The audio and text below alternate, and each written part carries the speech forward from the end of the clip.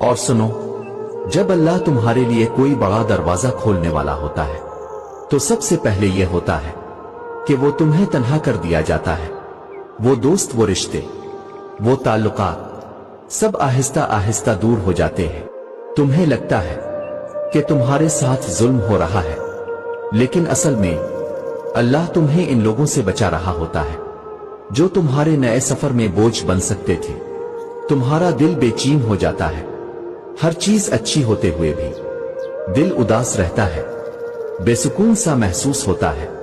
یہ وہ لمحہ ہوتا ہے جب اللہ تمہیں اس راستے کی طرف دھکیل رہا ہوتا ہے جس پر تمہاری اصل کامیابی لکھی ہے، یعنی وہ بے چینی رب کی طرف کا اشارہ ہے کہ اٹھ، اب تیرا وقت قریب ہے۔ سنو، کبھی کبھی زندگی میں سب کچھ رک سا جاتا ہے، نہ کوئی راستہ نظر آتا ہے، نہ کوئی امید۔